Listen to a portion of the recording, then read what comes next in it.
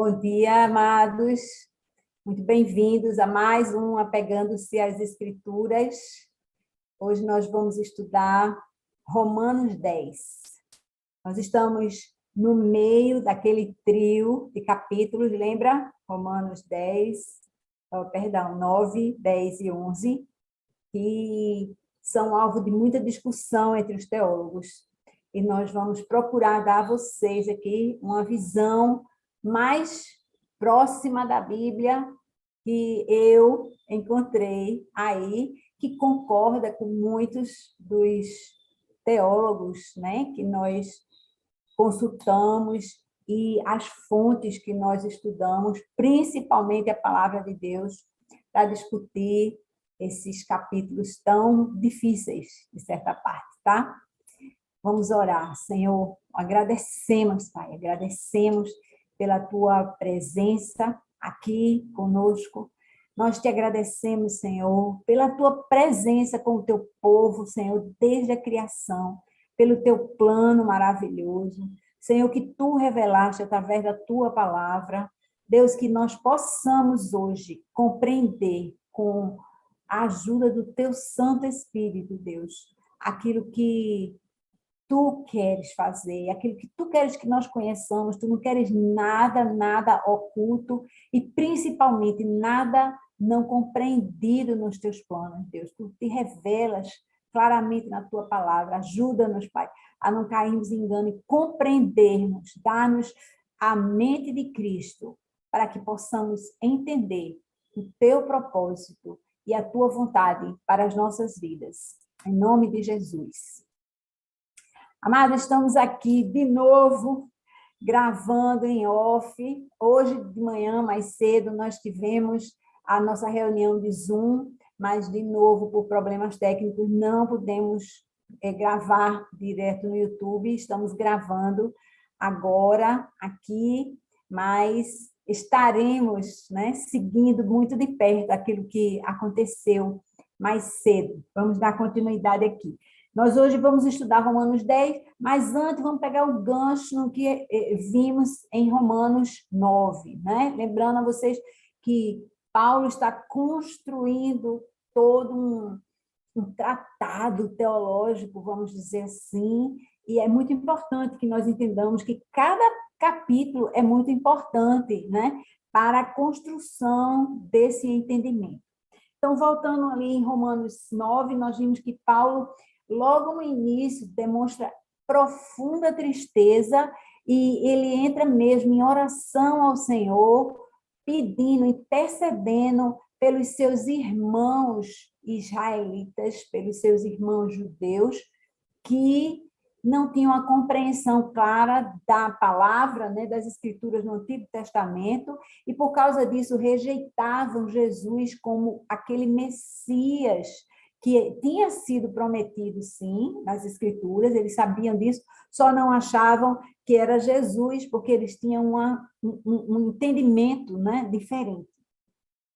E aí nós lembramos que Paulo enumerou as benécias do povo de Israel. Ele citou a adoção de filhos, ele citou a glória divina, as alianças, ele citou a concessão da lei através de Moisés, ele citou a adoração no templo, que ele disse para ser construído e como ser construído, as promessas, né, como a promessa do Messias, os patriarcas, a linhagem de Jesus, né, o grande Messias prometido, Salvador, estava ali. Enfim, né, isso não foi suficiente para que aquele povo, naquela época, tivesse o entendimento do fato, né, da verdade de quem era a pessoa de Jesus Cristo. E aí chega uma pergunta, né, naquela retórica de Paulo, dizendo assim: então o que? A palavra de Deus falhou? O povo escolhido não reconheceu o Messias prometido? E aí Paulo diz: olha, veja, Deus fez a sua parte, ele escreveu tudo na palavra e ele cumpriu a sua palavra, o Messias veio, né? E aí, agora ele entra num argumento que ele mesmo coloca de novo, né? Porque Paulo está antevendo a visão dos judeus diante da sua colocação, e aí ele diz, e aí o que que acontece? Se as coisas são, né, do jeito que você está dizendo, Paulo, não adianta, então, a gente ter todo esse privilégio, ser o povo escolhido de Deus, porque, no fim, vamos dizer assim, as regras do jogo mudam, né? Não era para ser diferente, não era para nós sermos os escolhidos. E aí, Paulo, ele entra com aquela metáfora do olheiro e o vaso de barro, né? Ele diz assim, olha, pense que Deus é um oleiro e que nós, que somos suas criaturas, somos vasos de barro. Será que o barro pode dizer ao olheiro, eu não gostei do que você fez, né? Eu queria ter uma asinha aqui, ou eu queria que a minha forma, a minha boquinha fosse um pouco mais curva. Será que o barro pode dizer isso ao olheiro? Claro que não. Claro que não, porque ele é uma criação. E aí, quando eu estava lendo isso aqui, né, pensando, refletindo nisso, eu pensei assim, mas nós não somos barro, né? Nós somos criaturas humanas, nós somos seres pensantes, né? Nós somos a primícia da criação. E aí, na mesma hora, veio à minha mente uma resposta que não seria talvez de Paulo, mas talvez do próprio Deus, dizendo assim, você é verdade, não é barro, mas eu também não sou um oleiro, eu sou o Deus, criador do céu e da terra. Então, assim, guardadas as proporções, eu acho que a gente está muito mais perto do barro do que Deus de um simples oleiro. Então, foi só uma metáfora para ajudar a gente a entender, mas que a gente não perca as proporções, né, da nossa distância em criação, em poder, em controle, em domínio com o nosso Criador. Amém? E aí, essas metáforas, elas passam aí, não vamos dizer de novo, por várias citações de Isaías e de Jeremias, né, que nós vamos fazer de novo, você volta lá e vê, e aí Deus fala sempre ali de um remanescente, né, essa palavra é muito importante, um remanescente de Deus, então não era todo o povo de Israel eleito, né, supostamente que iria ser salvo, mas somente aqueles, nós já falamos disso também, aqueles que tinham a fé segundo Abraão, o pai da nação. E havia também uma linhagem, né? Porque não eram todos os descendentes de Abraão que seriam escolhidos, mas os descendentes na linhagem de Isaac e, posteriormente, de Jacó, que recebeu depois o nome de Israel. Enfim, voltando para cá, eu queria pegar agora pela parte final do capítulo 9, que ele diz assim, no versículo 30, né? Que diremos então? Os gentios que não buscavam justiça a obtiveram, uma justiça que vem da fé. Mas Israel, que buscava uma lei que trouxesse justiça, não alcançou. Aí que diremos? Como assim, né? E aí Paulo fala, por que não? Porque não a buscava pela fé, mas como se fosse por obras. Eles tropeçaram na pedra de tropeço. E nós vimos as citações, duas citações no versículo 33, o versículo final do capítulo 9, né?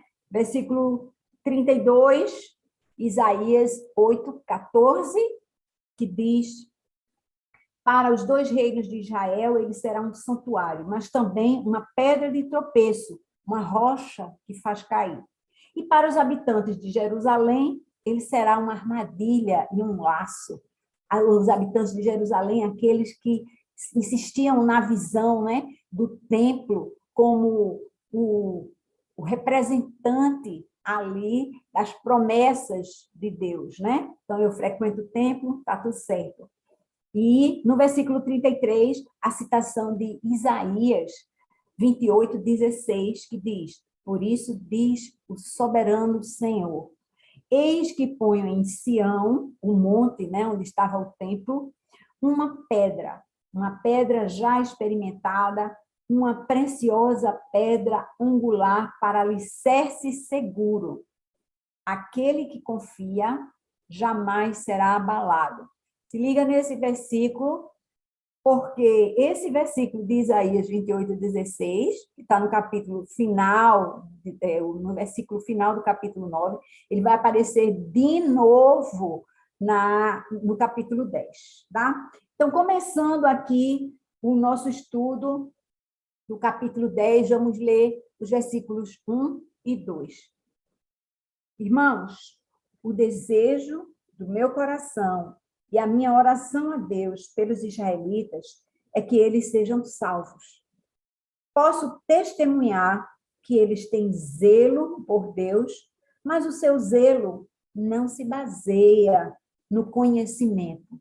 E algumas versões dizem não se baseiam no entendimento. Então, é muito importante que a gente entenda aqui que Paulo está falando. Posso testemunhar que eles têm zelo por Deus. Paulo conhecia muito bem a visão daqueles judeus. Por quê? Porque ele mesmo foi um zeloso seguidor da lei. Lembra que ele era um dos que perseguiam os seguidores do caminho, lembra?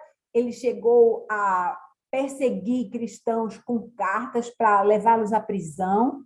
Ele chegou a concordar, como parte do Sinédrio, a concordar com a morte, o sacrifício de Estevão por apedrejamento.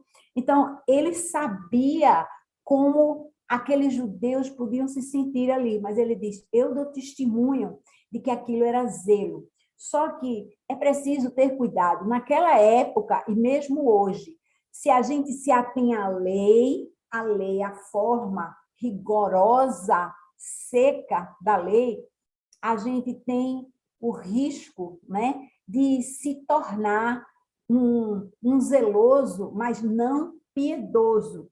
E é muito importante que a gente não deixe a nossa fé virar um legalismo, né? Somente uma religião com regras a serem cumpridas.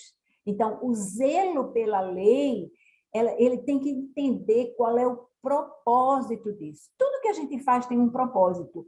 Isso era verdade antes e era verdade agora. Então, eu fico batendo nessa tecla para que a gente não confunda. Não, mas eu não sou judeu, eu não sigo leis, né? Mas é muito importante que nós entendamos que hoje nós temos regras, nós temos coisas que são esperadas de quem faz parte de uma comunidade cristã, né? Frequentar o culto, fazer parte de uma célula, trabalhar no ministério.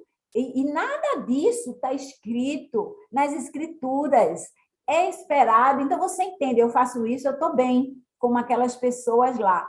E Deus é muito bom, porque Ele nos deu esse final de semana, né? Nós tivemos sexta-feira à noite e ontem, nós tivemos a conferência ZN, como parte da celebração dos 7 anos da nossa igreja, da nossa comunidade. E ontem nós ouvimos uma palavra muito importante do pastor, nosso convidado. Ele falou sobre igreja simples e ele citou lá o número específico de leis que os judeus, né, adicionaram aos 10 mandamentos. Então, Deus, quando ele deu a lei mosaica, a lei através de Moisés, ele deu 10 mandamentos. Mas, entre aquela entrega das tábuas da lei, né, e o momento que Paulo estava vivendo ali, a igreja primitiva, o surgimento da igreja de Jesus, os judeus, eles tinham criado uma religião chamada judaísmo, que tinha muitas regras, tinha, na verdade, centenas de regras que foram acrescentadas às 10 leis.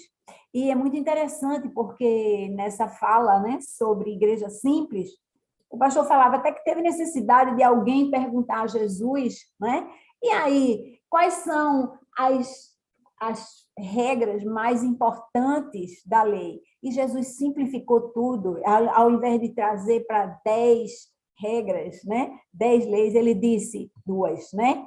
Amar a Deus sobre todas as coisas e amar ao próximo como a si mesmo. Pronto, acabou. Daí ele disse, desses dois mandamentos dependem toda a lei e os profetas. Então, Jesus simplificou aquela centena de requisitos, né, para cumprimento da lei nessas duas coisas, mas isso não tornou a coisa mais simples, não. Enfim, vamos em frente, aqui, versículos 3 e 4 agora. Porquanto, ignorando a justiça que vem de Deus e procurando estabelecer a sua própria, não se submeteram à justiça de Deus. Porque o fim da lei é Cristo para a justificação de todo o que crê. Vocês lembram que na chamada para esse estudo, né, de Romanos 10, nós dissemos assim, qual a palavra que, ou o substantivo, na verdade, né, porque as preposições aparecem muito, qual o substantivo que aparece com mais frequência no texto de Romanos 10? E, pelo menos nas minhas versões, a palavra que aparece mais nesse capítulo é justiça. E aí tem algumas variações, como acabamos de ler aqui, né? A justificação, mas tudo faz parte da mesma raiz. Então, se você olhar aí, tem 5 ou 6 ocorrências entre os versículos 3 e 5 da palavra justiça, porque Paulo agora está falando do que é justiça mesmo. Será que a justiça é baseada na lei? Ou será que a justiça é uma coisa diferente da lei que aqueles homens judeus não estavam pensando? E aí, quando a gente fala desses dois capítulos, aí tem uma coisa muito importante que a gente precisa resgatar, que é o seguinte, o fim da lei é Cristo. A lei mosaica, a lei do Antigo Testamento, a lei das Escrituras, elas não eram regras simplesmente para serem cumpridas, mas elas eram sinais, elas eram amostras, né, que apontavam para o Messias prometido. Então, a gente poderia compreender tudo isso, eu poderia remeter vocês, eu sugiro fortemente que vocês leiam Levítico 16. Levítico 16 vai falar de regras, de leis que estavam ali, né, para o cumprimento. Vocês sabem, Levítico é o livro da lei, e Levítico 16, ele trata particularmente dessa coisa do apontar para Cristo, que era o propósito daquelas leis.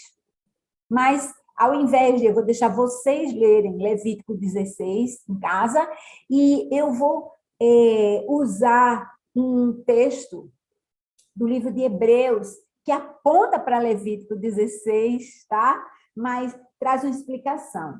Então, eu quero ler aqui para vocês rapidinho, Hebreus 9, capítulo 9, versículos 11 a 14. Diz assim, quando Cristo veio como sumo sacerdote dos benefícios agora presentes, ele adentrou o maior e mais perfeito tabernáculo, não feito pelo homem, isto é, não pertencente a esta criação. Não por meio de sangue de bodes e novilhos, mas pelo seu próprio sangue, ele entrou no Santo dos Santos uma vez por todas e obteve eterna redenção. Ora, se o sangue de bodes e touros e as cinzas de uma novilha espalhadas sobre os que estão cerimonialmente impuros os santificam de forma que se tornem exteriormente puros, quanto mais, então, o sangue de Cristo, que pelo Espírito Eterno se ofereceu de forma imaculada a Deus, purificará a nossa consciência de atos que levam à morte, de modo que sirvamos ao Deus vivo.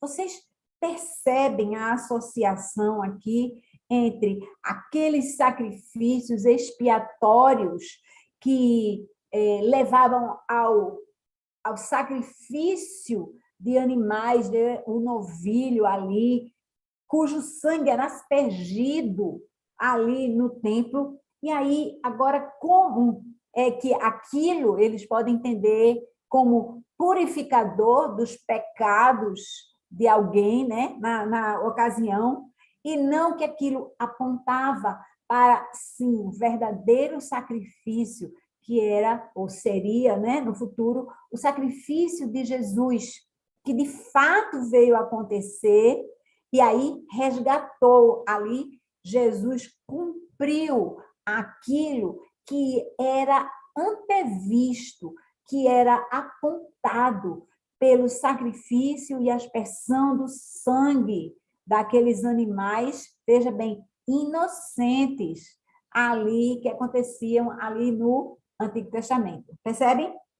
Então, aqui, Paulo está provando pela palavra, né? No caso, Paulo não usou Hebreus, né? Porque Hebreus é uma narrativa do Novo Testamento, mas Hebreus, eu usei Hebreus porque ele explica bem aquilo que estava de fato escrito em Levítico 16. Amém?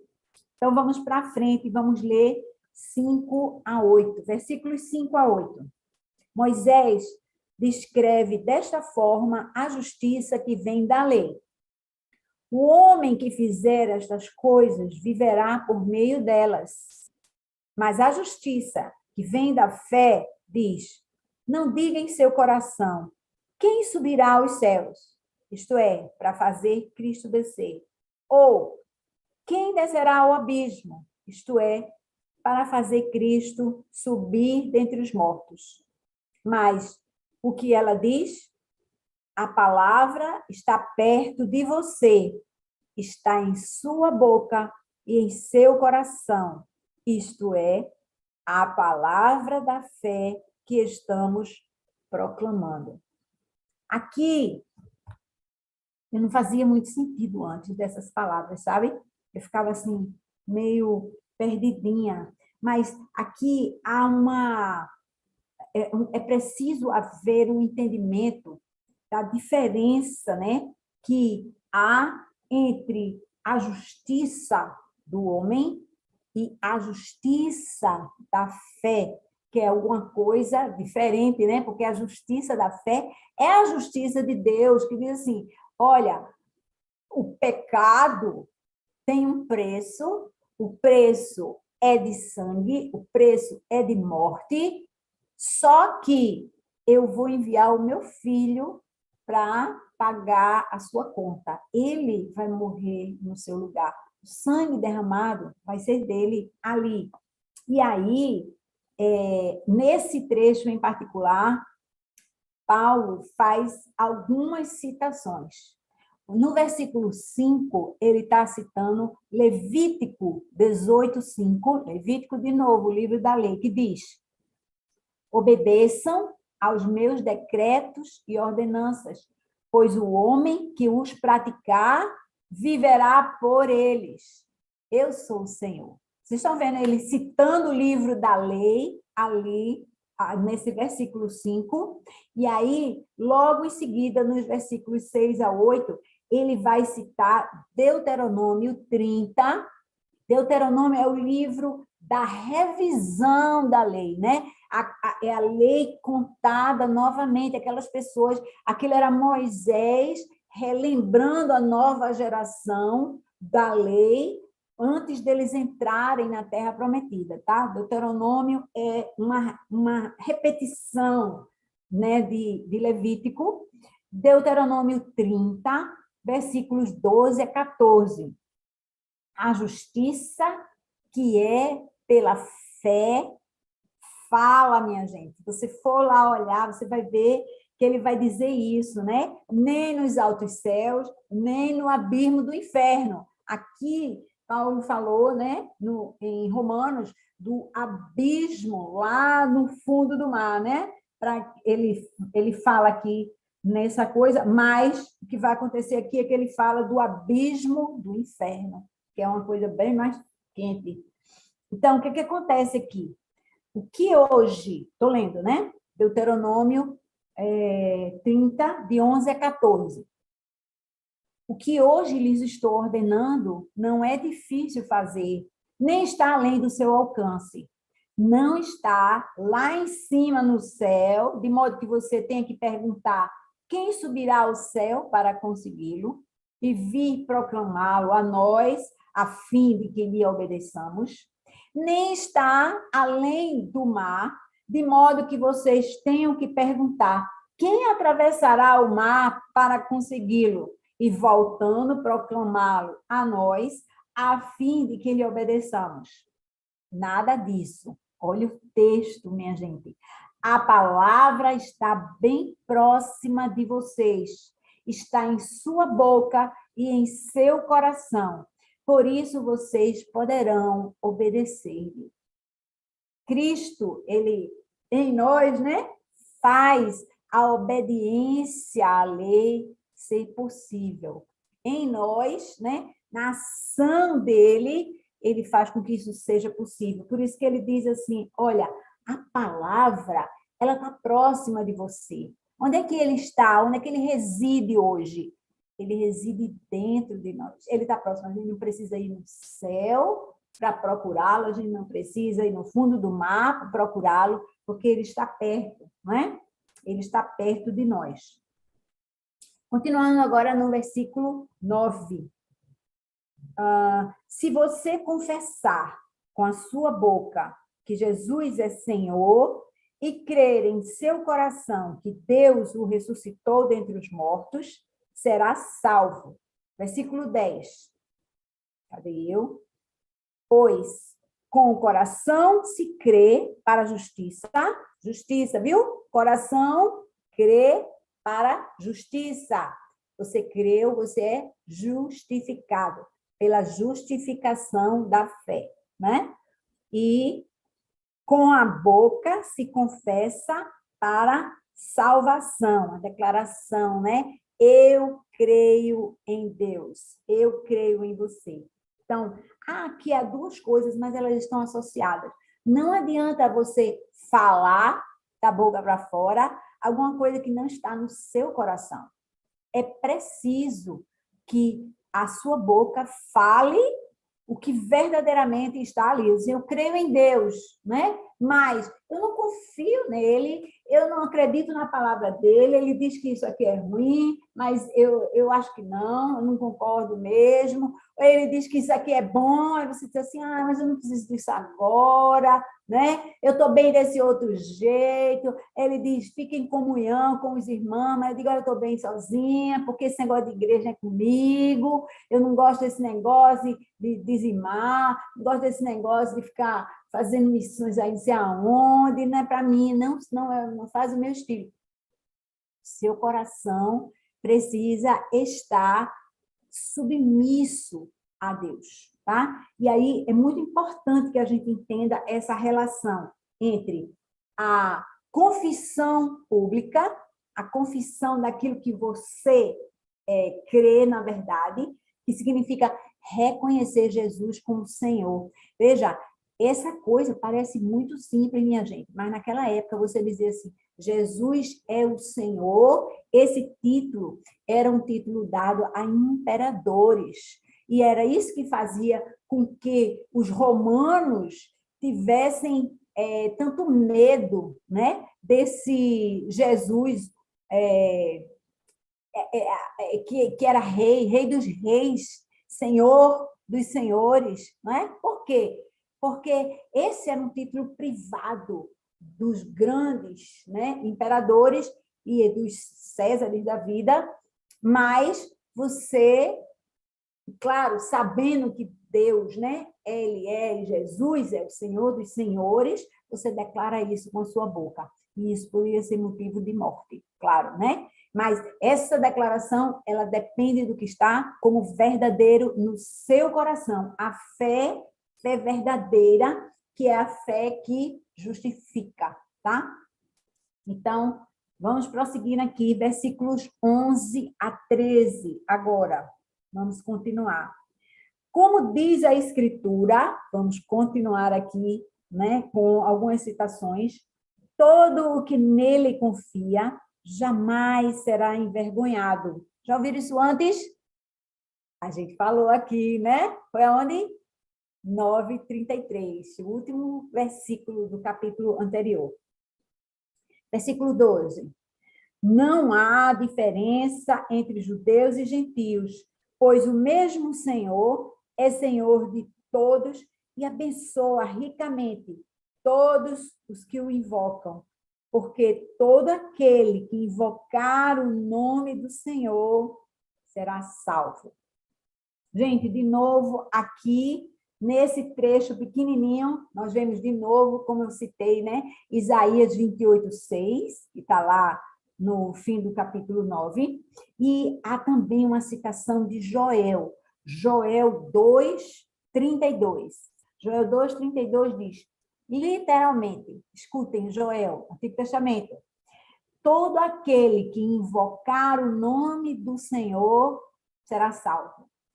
E aí, esse invocar, ele significa declarar, né, que Jesus é o Messias, que Jesus é o Salvador e também Senhor, né? E aí, Henrique Dias Lopes, ele costuma dizer assim, olha, o termo Salvador, ele aparece como que, eu nem sei, algo como 12 vezes no Novo Testamento.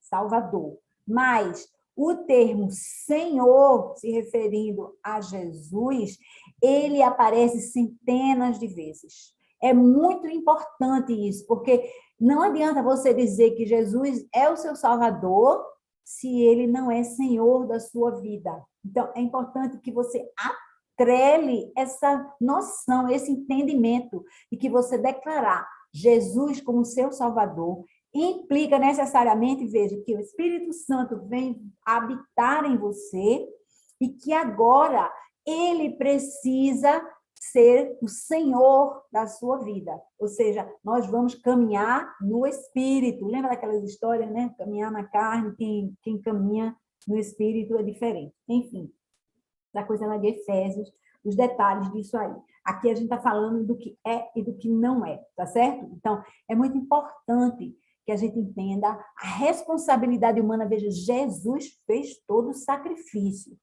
O sacrifício que nós merecíamos, ele fez. Mas nós precisamos invocar o nome de Jesus para tomar posse desse sacrifício. Amém? Seguindo aqui agora, os versículos 14 e 15, eles vão nos remeter ao motivo de Paulo estar escrevendo essa carta. Você lembra o motivo dele estar escrevendo essa carta aos romanos? A ideia é, ele tinha recolhido, né, as doações da Ásia, ele estava na Ásia, e ele ia levar essas doações para a igreja de Jerusalém, e aí depois ele queria visitar Roma, e ele queria que a igreja de Roma desse a ele suporte para ele ir pregar o evangelho na Espanha, que era o que ele queria. Veja o que diz os versículos 14 e 15. Versículo 14. Como, pois, invocarão, ele tinha acabado de dizer isso, né? Ele tinha dizer, versículo 13, ele tinha dito, porque todo aquele que invocar o nome do Senhor será salvo. E aí ele continua, como, pois, invocarão aquele em quem não creram? E como crerão naquele de quem não ouviram falar? E como ouvirão se não houver quem pregue? E como pregarão se não forem enviados? Como está escrito, como são belos os pés dos que anunciam boas novas. Gente, Paulo aqui está falando uma sequência. Há aqui uma sequência, um ciclo de evangelização que já vem rolando há 2000 anos, viu? O ciclo é assim. Alguém, né, é enviado pela igreja, por Jesus, você é enviado, né? Você é chamado para ir, sei lá, para a China, para a África, ali para a esquina, para o seu bairro que você mora, também, né? Sair da porta da igreja, você é enviado. Depois de enviado, você prega o evangelho. Cuidado que você pode ser enviado para o seu trabalho. Você pode ser enviado para a sua escola, para a sua faculdade. Você pode ser enviado para a reunião de mulheres do prédio. Você pode ser enviado para a reunião de oração, onde as mulheres não sabem exatamente o que está acontecendo ali. Eu sou cristã, eu declaro isso, mas eu estou feito aqueles judeus lá que não entendiam o que estava acontecendo, né? E aí eu prego o evangelho. E aí, quando eu prego o evangelho, o quê? Alguém ouve. E depois que alguém ouve, aí o que pode acontecer? A pessoa pode crer naquilo, porque a pessoa tem escolha, né? Agora não é minha vez, eu não creio, mas agora é meu chamado, então eu creio. Crer é o próximo passo. Depois, invocar o nome do Senhor, porque você diz, Senhor, eu te quero, Senhor, vem para a minha vida, toma a minha vida. E aí, esse invocar o nome do Senhor vai levar você a ser salvo. Então, Paulo fecha esse ciclo aqui, né? Colocando isso. Ele diz assim, olha, como é que alguém vai invocar o nome do Senhor se não crê? E como é que ele vai crer se ele não ouviu? Como é que ele vai ouvir se alguém não pregar? E como é que alguém vai pregar se não for enviado? Então, é bom que você me envie lá para a Espanha, né? Ele não terminou isso, não, mas era mais ou menos isso. E aí ele fecha isso com uma citação de Isaías 52, 7. Isaías 52, 7 diz: quão formosos os pés dos que anunciam a paz, dos que anunciam coisas boas. Então, a gente vê aqui que Paulo usa de novo, né, o raciocínio lógico, mas ele também basa isso com as escrituras, né? Ele citou Isaías. E agora nós vamos para o trecho final desse capítulo. E esse trecho final, minha gente, ele é muito embasado na palavra de Deus. Eu acho isso ótimo, porque, como eu falei, né, isso é alvo, né, toda essa noção de justificação, ela é motivo de grande disputa aqui, e muitas vezes, se a visão está um pouco distorcida, ela pode levar você a pensar assim, a justificação é porque Deus escolheu, então não importa se eu prego ou se eu deixo de pregar, porque as pessoas já estão escolhidas mesmo, mas lembra, não é assim, não é assim. Deus escolhe pelo coração, e o coração ele precisa ser acordado. Acordado como? Acordado pela pregação. Então, você pode ficar pensando assim, não adianta pregar, porque quem foi escolhido já foi, quem não foi escolhido não vai, mesmo que ouça, não é assim. Não é assim. E aí, se você for olhar, há uma certa pregação de Augusto Nicodemos, um teólogo muito conhecido, né? Está aqui de Recife, na verdade, mas é muito instruído, né? Fala muito, prega muito. Embora ele seja especialista em Novo Testamento, ele faz estudos maravilhosos a respeito do Antigo Testamento também. Tem uma série de vídeos, né? Ele tem um canal, na verdade, no YouTube.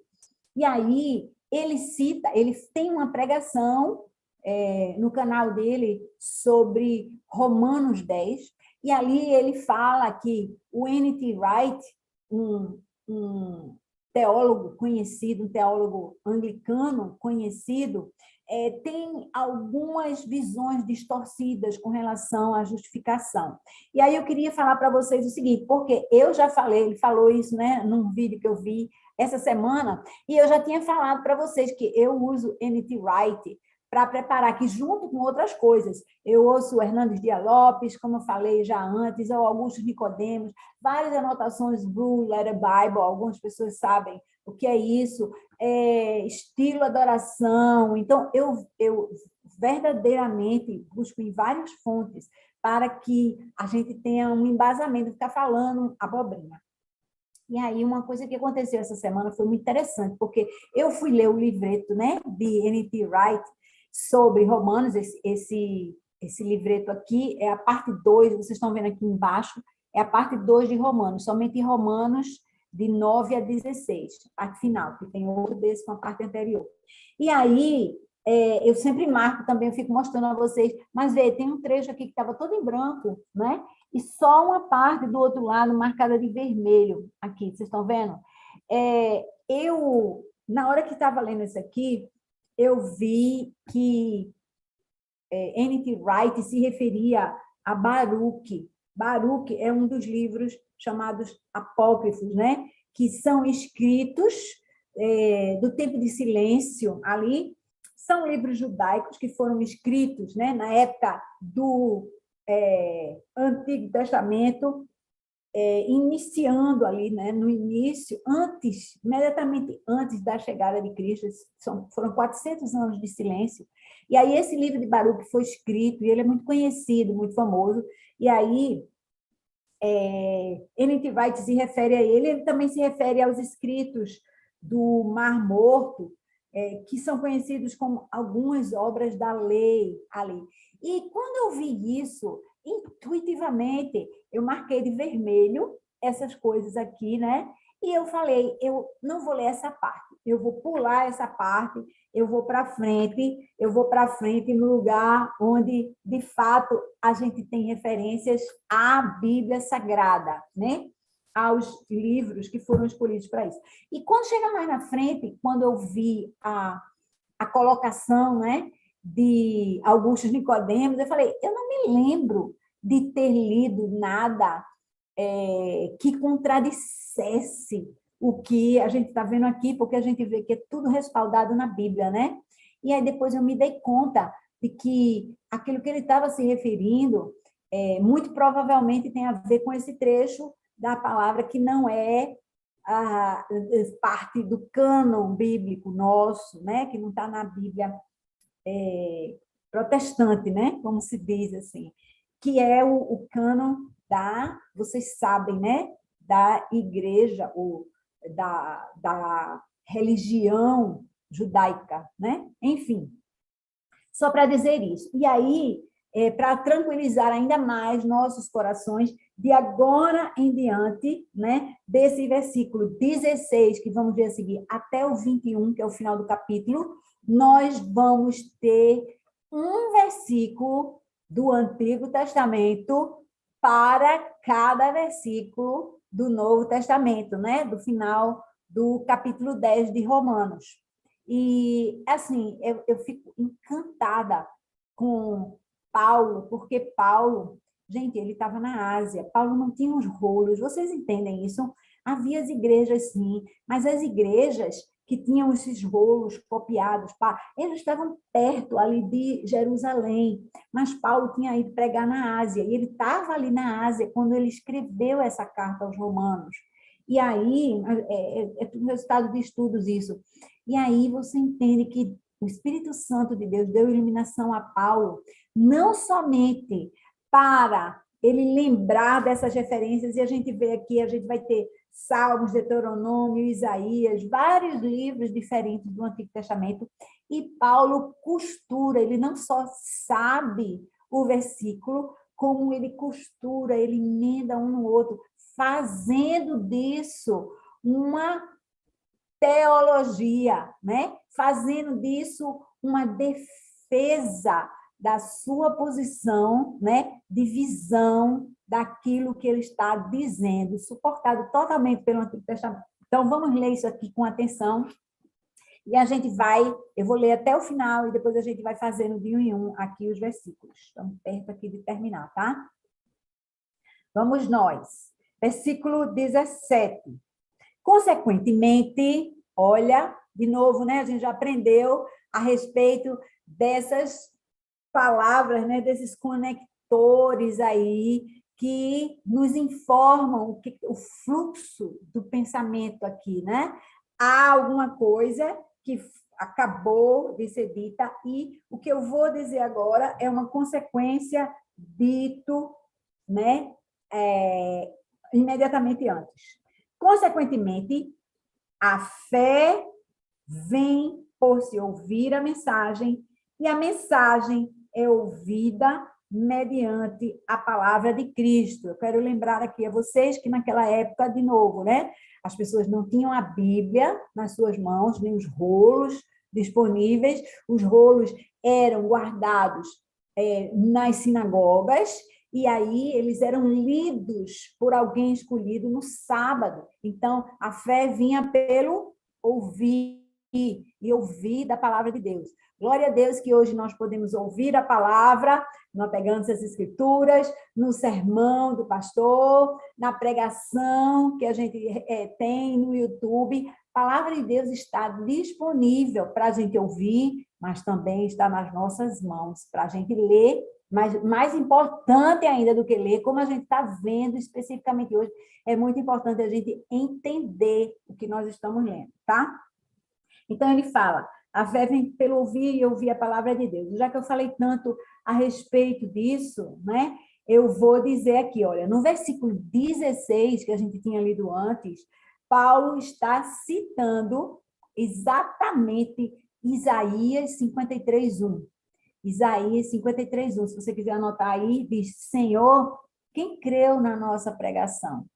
Isaías já dizia isso, né, antes, e agora a gente está, né, começando a racionalizar em cima dessa coisa. Olha, a fé, o nosso entendimento, o queimor do nosso coração, ele vem pelo ouvir, pelo ler, principalmente meditar na palavra.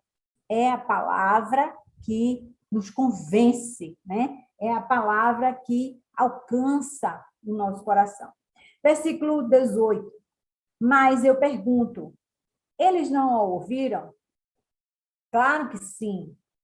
A sua voz ressoou por toda a terra, e as suas palavras até aos confins do mundo. Paulo aqui, de novo, versículo 18, ele está citando Salmos 19:4.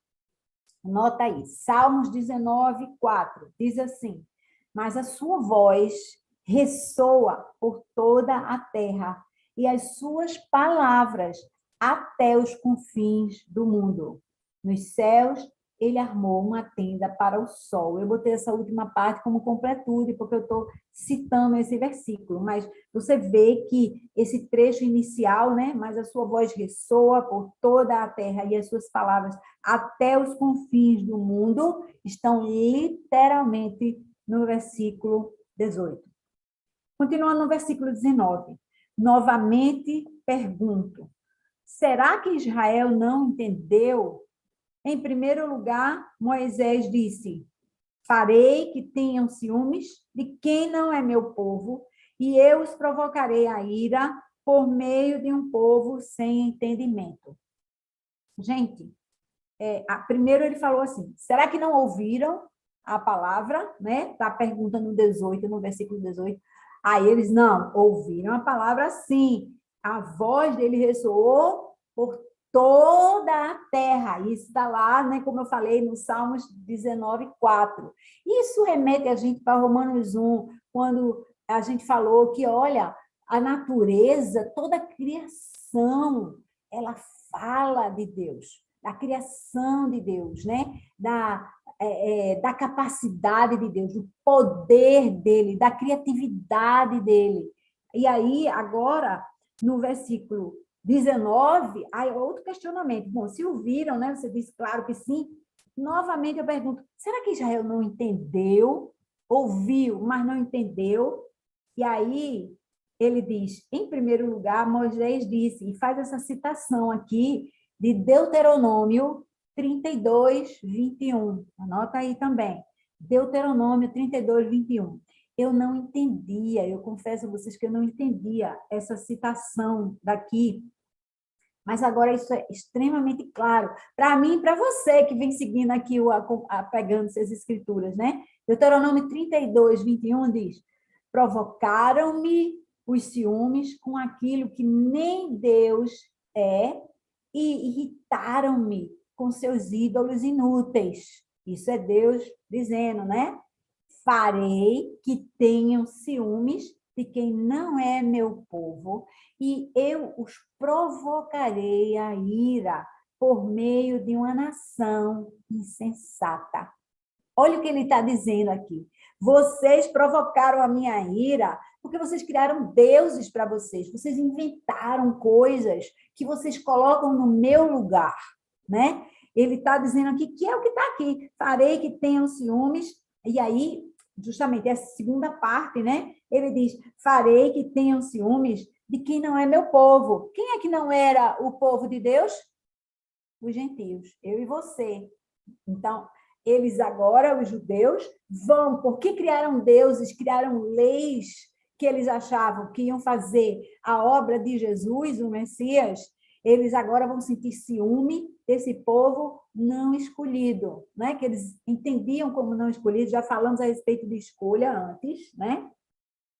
Eu os provocarei a ira por meio de um povo sem entendimento. Os gentios que não estavam procurando por Deus, esbarraram, né? Você está na faculdade e de repente alguém chega e faz uma pregação, né? Você está ali numa conversa com alguém, alguém faz um convite para você ir para um evento e você ouve falar, né? Do Evangelho, da Boa Nova, e você que não tinha noção, que não estava procurando, de repente você, oi, é assim, né? Vamos para frente. Versículo 20.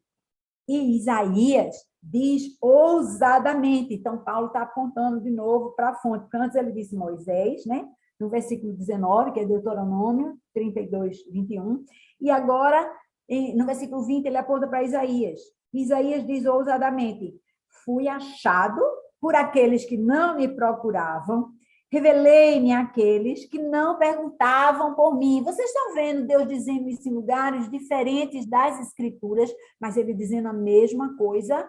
E aí, esse versículo 20, ele aponta para Isaías 65:1. Isaías 65:1 diz, fiz-me acessível aos que não perguntavam por mim. Ele fala igualzinho, né?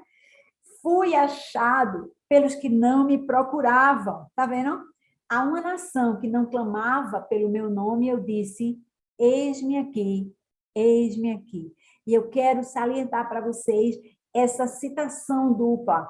Quando Deus diz alguma coisa duplamente, né? Agora ele disse, eis-me aqui, eis-me aqui. Ele está dizendo, isso é muito de verdade.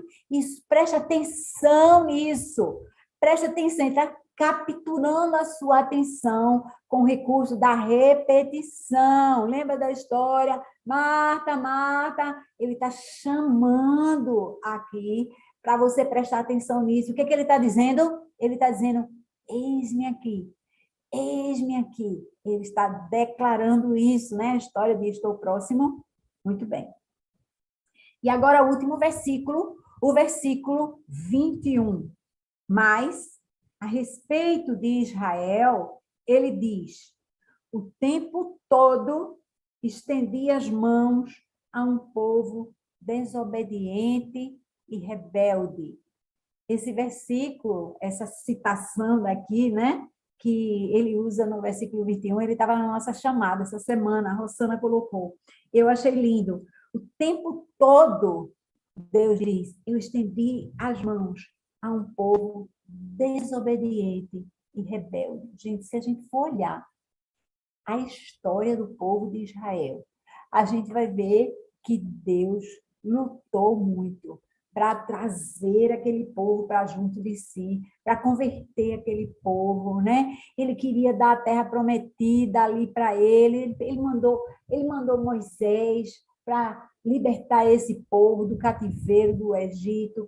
Aí eles vieram ali pelo deserto, Deus dava a sombra da nuvem de dia, a chama para aquecer eles de noite, Deus dava provisão a eles toda manhã, e esse povo só reclamando, ai, as ervas do Egito, ele ficava, cadê? Todo dia a gente come esse maná, eu quero comer carne. O povo só fazia reclamar. Quando chegou na porta da terra prometida, disse, a terra mana leite e mel, mas está cheia de gigante, na frente deles a gente é feito gafanhoto.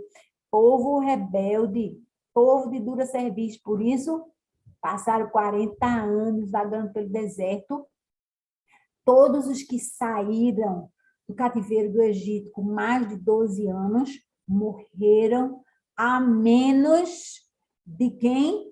Aqueles dois espias, aqueles dois que foram ali, Josué e Caleb, que voltaram com relatório de a terra mana leite e mel, bora tomar posse dela que Deus prometeu para a gente. Então, cuidado, né? Com a sua postura diante das promessas de Deus, porque a gente fica pensando, não, não é para mim, acho que não. Veja, está tudo diferente, nada parece dar um sinal aqui para mim. Olha o sinal aqui, olha o sinal aqui. Esse é o sinal de Deus para as nossas vidas. E aí, no versículo 21, Paulo aqui está citando Isaías 65, 2. Logo em seguida, lembra? No versículo 20, ele citou Isaías 65, 1, e agora ele está citando Isaías 65, 2. Diz assim, o tempo todo, esse era o anterior, né? Estendi as mãos a um povo obstinado, que anda por um caminho que não é bom, seguindo as suas inclinações. E isso está escrito ali, estava escrito, e esse povo fazia isso.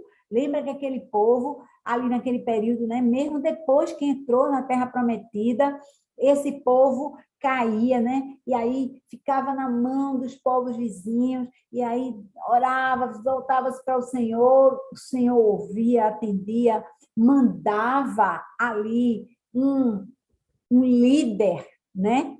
Para eles que conquistava a liberdade deles. Esse líder vivia com eles 40 anos, 60 anos, 80 anos. Quando esse líder morria, o povo caía na rebelião de novo, caía no pecado de novo, caía na idolatria de novo. E aquele livro de Juízes é assim, né? Sobe e desce. Ele falando, né? Que o povo estava seguindo as inclinações do seu coração. Enfim, a gente está vendo aqui, né? Que verdadeiramente Deus tem mostrado uma coisa central aqui, né, nesse capítulo, para a gente entender, é aquela história que eu falei, de que todas as leis que Deus colocou, você pergunta assim, as leis não são mais válidas, elas não são válidas porque a gente não consegue cumprir. Não adianta, a gente não consegue cumprir, então Deus tem que usar de misericórdia, e aí a justiça dele não é pela lei, mas é pela fé.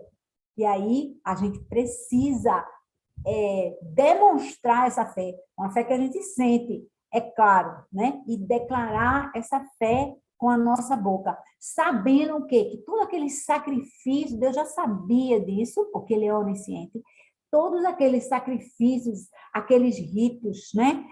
Sacrifícios de animais, aspersão de sangue, etc., aquilo remetia para a figura de Cristo, o Messias, que ele derramaria o seu sangue lá na cruz. Ele morreria em nosso lugar, e aí o sangue de Cristo derramado sobre nós é o que nos dá a absolvição, a justificação do nosso pecado. Amém?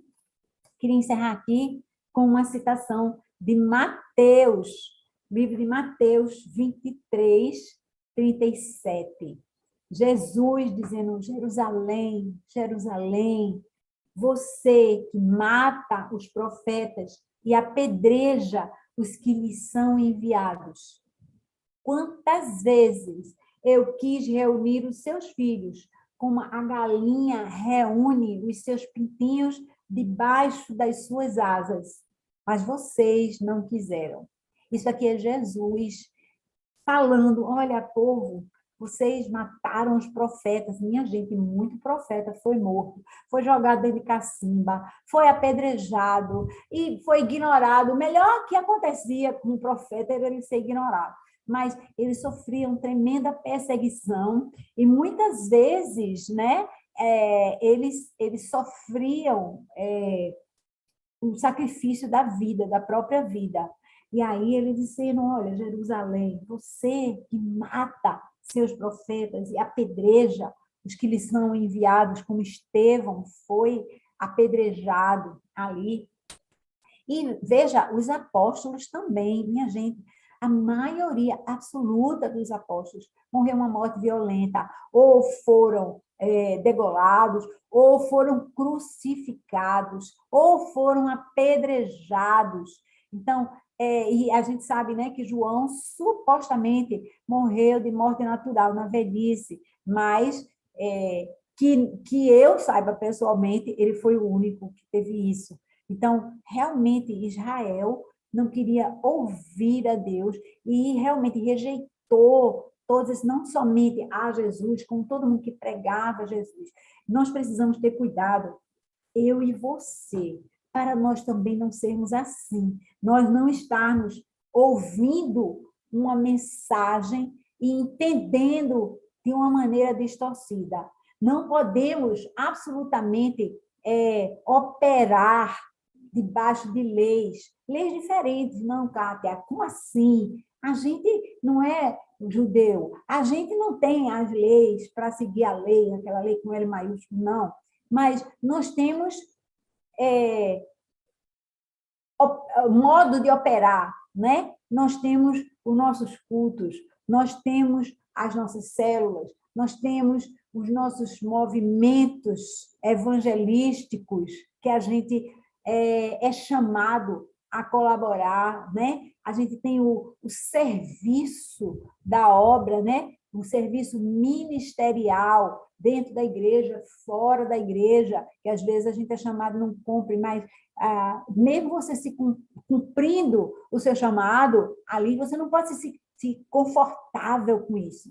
É muito importante que você entenda que aquilo em si não é o fim. O culto não é um fim, a célula não é um fim, o ministério não é um fim. Qual é o fim? É Cristo. É você ter Cristo, ter Ele como Senhor da sua vida, além de Salvador, o Senhor da sua vida, e levar Cristo a outros. Esse é o nosso objetivo.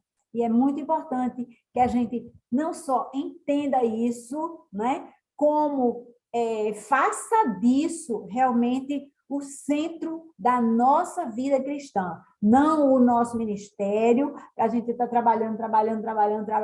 Eu estava aqui, ó, segunda-feira eu faço isso, terça-feira eu faço isso, quarta-feira eu faço aquilo, eu tenho reunião, eu tenho ministério, eu estou no ministério A e B e C e D, mas a sua salvação, ela não está atrelada a isso.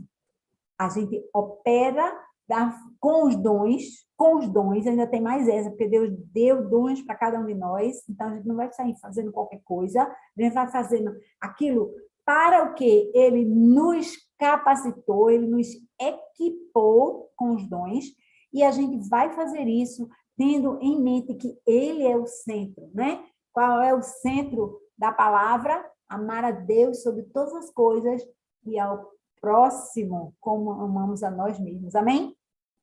Vamos orar aqui para que isso seja verdade da nossa vida, para que nós possamos, de fato, né, trazer isso para a nossa existência.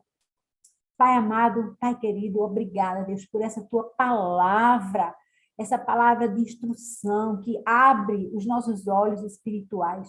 Deus, que essa palavra também inunde o nosso coração, que também faça parte do nosso entendimento, que a gente possa entender, Deus, que o centro de tudo e o alvo de tudo é Jesus Cristo, é para Ele que nós temos que olhar, nós devemos refletir que Ele, sim, é a motivação para nós fazermos tudo o que nós fazemos. Não é para eu aparecer, não é para eu cumprir uma tabela, uma regra, para eu ser um cristão bem comportado e exemplar, mas para eu alegrar o teu coração, fazer do jeito que tu fazes, lembrar de não só fazer, mas fazer em amor, porque tu lembras ali em 1 Coríntios 13 que a gente pode ter todos os dons, a gente pode fazer tudo, a gente pode dar o nosso corpo para ser queimado, mas se não for feito em amor, de nada vale.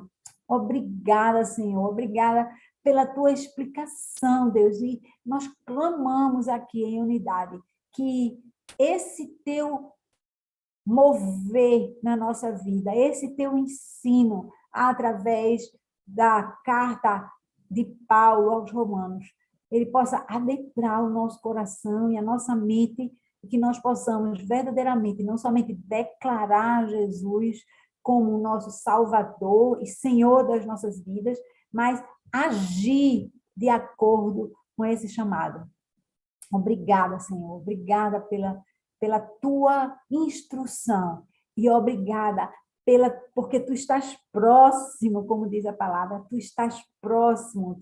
A gente não tem que sair te procurando, porque tu estás ao nosso lado, mas a gente precisa falar contigo, ouvir de ti, pegar, abraçar, como tu querias ali, dizendo, ó Jerusalém, Jerusalém, eu queria te guardar como uma galinha, guarda seus pintinhos, a gente quer se abrigar, assim, Senhor, no teu colo, debaixo das tuas asas. Vem, Senhor, vem, Senhor, vem fazer isso verdade nas nossas vidas, em nome de Jesus. Amém. Amém, amados. Obrigada por estarem aqui conosco essa manhã e estaremos juntos, se Deus quiser, gravando, juntos na reunião e gravando ao vivo com a participação das outras pessoas no próximo domingo, Romanos 11. Se Deus quiser. Um avisozinho importante. Romanos 12, daqui a 2 semanas, no dia 23 de julho, em comemoração aos 7 anos da ZN, nós teremos o Apegando-se às Escrituras especial, Romanos 12, ao vivo, no templo da ZN. Mas semana que vem ainda estaremos aqui, amém?